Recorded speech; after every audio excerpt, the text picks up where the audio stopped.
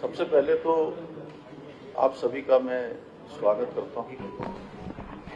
आप सब इतनी बड़ी संख्या में पधारे हैं और हर मौके पर और हर निर्णय पर, जब पहला निर्णय हमने पहली मंत्रिमंडल की बैठक में किया था उस समय भी, और मुझे याद है 12 फरवरी 2022 को उत्तराखंड विधानसभा के आम चुनाव से ठीक 2 दिन पहले मैंने अपनी पार्टी की तरफ से उत्तराखंड की देवतुल्य जनता के सामने ये प्रस्ताव और ये संकल्प हमारी पार्टी का प्रस्तुत किया था कि नई सरकार के गठन होते ही हमारी सरकार सबसे पहला निर्णय समान नागरिक संहिता को राज्य के अंदर लागू करने और विधेयक के रूप में लाने के लिए हम पहला निर्णय लेंगे। और उत्तराखंड की देवतुल्य जनता का मैं आभारी हूं। अगर मुझसे बार बार अनेक स्थानों पर मैं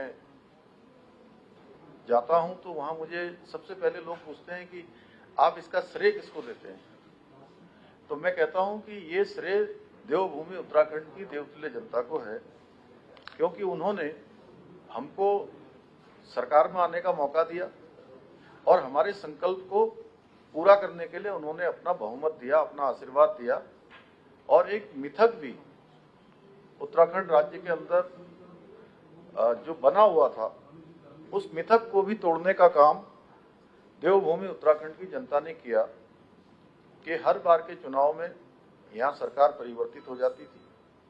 पहली बार 22 सालों में राज्य स्थापना के बाद पहला आम चुनाव ऐसा था जिस चुनाव में लगातार पहले जो सरकार थी उसी सरकार को दोबारा काम करने का अवसर प्रदान किया। और एक इतिहास देवभूमि उत्तराखंड की जनता ने बना दिया। एक जो परिपाटी थी वो परिपाटी को बदल दिया। और हमने भी जो संकल्प लिया था, देवभूमि ने जिस काम के लिए हमको मौका दिया था, हमने वो काम सबसे पहले ही कैबिनेट में यही निर्णय लिया कि हम इसको लागू करने के लिए एक विशेषज्ञ समिति की कमेटी बनाएंगे। और सेवानिवृत्त न्यायाधीश रंजना प्रकाश देसाई जी की अध्यक्षता में हमने कमेटी बनाई थी। उस कमेटी ने हमको अपनी रिपोर्ट सौंपी और रिपोर्ट सौंपने के बाद 6 फरवरी को विधानसभा में ये प्रस्ताव प्रस्तुत किया गया। उस पर चर्चा हुई, पक्ष विपक्ष सभी लोगों ने उस पर भाग लिया और 7 फरवरी 2024 को यह विधेयक विधानसभा से पारित हो गया। और उसके बाद माननीय राष्ट्रपति महोदय को उनकी सहमति के लिए इसको उनको प्रेषित किया गया, वहां भेजा गया। और 12 मार्च 2024 को ये अधिनियम माननीय राष्ट्रपति महोदया की स्वीकृति के बाद पारित हो गया। और इसके बाद जब पारित होने के बाद हमारे सामने जो एक बड़ा काम था कि ये कैसे लागू होगा, इसकी नियमावली एवं इसके क्रियान्वयन के लिए, इसको बनाने के लिए श्री शत्रुघ्न सिंह जी, जो आप सभी लोग उनको जानते हैं, हमारे राज्य के मुख्य सचिव रहे हैं, वरिष्ठ IAS अधिकारी रहे हैं, तो उनके अध्यक्षता में एक कमेटी का गठन किया गया। उस कमेटी के साथ अन्य लोग भी सम्मिलित हुए और सरकार के विभिन्न विभागों के लोगों ने, और मनु गौड़ जी, सुरेखा डंगवाल जी, जो हमारे पहले की जो ड्राफ्ट बनाने वाली कमेटी थी, उनके मेंबरों ने भी इसमें अपनी सेवाएं दी। इसके साथ साथ हमारे अधिकारीगणों ने भी, हमारे कर्मचारियों ने, अनेक विद्यार्थियों ने भी, इनको आप देख रहे होंगे क्योंकि यहाँ पर कुछ लोग आए थे और कुछ लोग नहीं आ पाए, तो इसको बनाने में रात दिन का प्रयास किया। अथक प्रयास करने के बाद आज ये 18 अक्टूबर को ये नियमावली आप सबके सामने ही हम लोग लोगों को मिल गई है, मुझे दे दी है उन्होंने, सरकार को मिल गई है। और इस नियमावली में मुख्य रूप से 4 भाग हैं, जिसमें विवाह है एवं विवाह विच्छेद, लिव इन रिलेशनशिप, जन्म एवं मृत्यु पंजीकरण और उत्तराधिकार संबंधी नियमों के पंजीकरण संबंधी जो प्रक्रियाएं हैं उल्लेखित हैं इसमें। और जल्दी ही हम इसमें मंत्रिमंडल की बैठक करेंगे और मंत्रिमंडल की बैठक में ये तय करेंगे कि हमारी क्या तिथि होगी और इस एक्ट को प्रभावी रूप से लागू करने के लिए हमें हमारे जो अधिकारीगण हैं, कर्मचारीगण हैं, उनको ट्रेनिंग की भी आवश्यकता होगी, प्रशिक्षण की भी आवश्यकता होगी, क्योंकि एक बड़ा काम है और सीधे सीधे हजारों लोग इस काम को क्रियान्वित करने में आगे काम करेंगे और वो हम जल्दी निर्णय लेंगे। और ये सब हम जो जन सामान्य है उनको तमाम कामों के लिए, जो आज अनेक दफ्तरों में जाना पड़ता है, उनको दफ्तरों में नहीं जाना पड़ेगा। उनको आसानी से घर बैठे ऐप के माध्यम से सारी सुविधाएं उनको प्राप्त होंगी, ऑनलाइन माध्यम से प्राप्त होंगी। और इसके लिए एक मोबाइल ऐप भी तैयार किया गया है, उसको भी जल्दी में चलन में लाएंगे।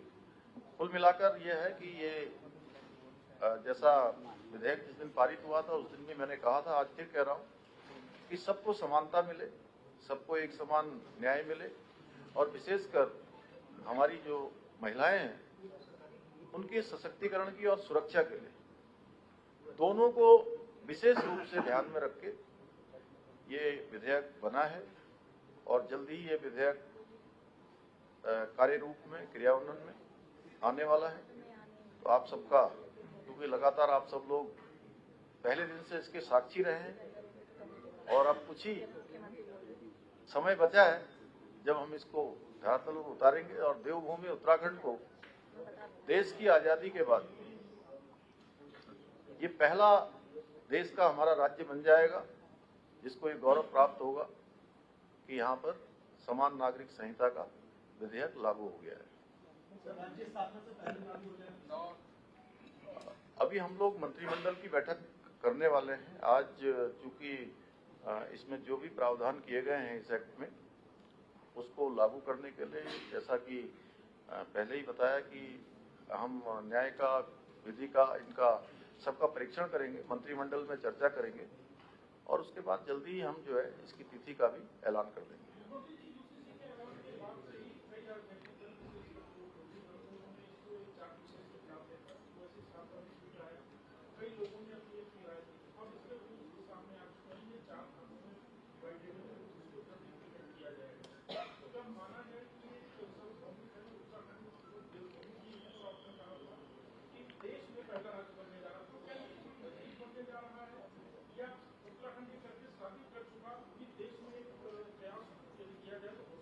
देखिए, मैंने शुरुआत में ही कहा है कि ये किसी के लिए, किसी के भी खिलाफ नहीं है, किसी को टारगेट करके नहीं लाया गया है और ये सबकी समानता के लिए है।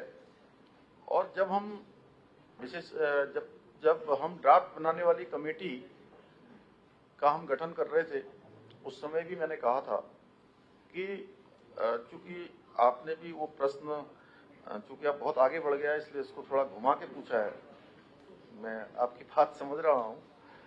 देखिए, ये देवभूमि उत्तराखंड है और यहाँ 4 धाम है,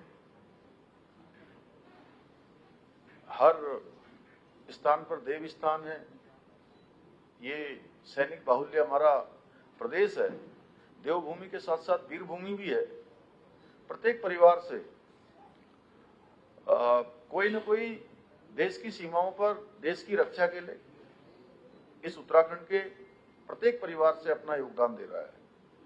2 अंतर्राष्ट्रीय सीमाओं से लगा हुआ है और हमने पहले ही कहा कि देवभूमि में हम सबके लिए एक समान कानून लाएंगे। कोई किसी पंथ का होगा, किसी वर्ग का होगा, किसी भी समुदाय का होगा और उसके लिए हमको देवभूमि उत्तराखंड की देवतुल्य जनता ने अपना आशीर्वाद दिया, अपना समर्थन दिया, अपना मैंडेट दिया। तो देवभूमि की जनता ने ही कहा है हमसे कभी। सर 7 फरवरी 2024 को जब विधानसभा से पारित हुआ तो 8 फरवरी को हल्द्वानी में बलबूरका की घटना हुई और अब वो जब लागू होने जा रहा था उससे पहले पूंचेहार और प्रदेश में कई घटनाएं हुई, बहराइच की घटना उत्तर प्रदेश के सामने। आपको ऐसा लगता है कि कोई एक वर्ग है जो ये नहीं चाहता यूसीसी जैसे कानून आए, या आपको इसका प्रभाव दिखता है इसमें? देखिए, जो लोग देश के अंदर देश की आज़ादी के बाद से लगातार तुष्टीकरण को बढ़ावा देते रहे, एक दूसरे के खिलाफ लोगों को लड़ाते रहे, क्षेत्र की और धर्म के आधार पर, वर्ग के आधार पर लोगों को बांटते रहे, उन लोगों को लगता है कि ये जो एक्ट है बहुत आसानी से, सर्वसम्मति से देवभूमि में लागू होने जा रहा है। लेकिन फिर मैं कहना चाहता हूं कि हम किसी को टारगेट करने के लिए ये एक्ट नहीं ला रहे हैं।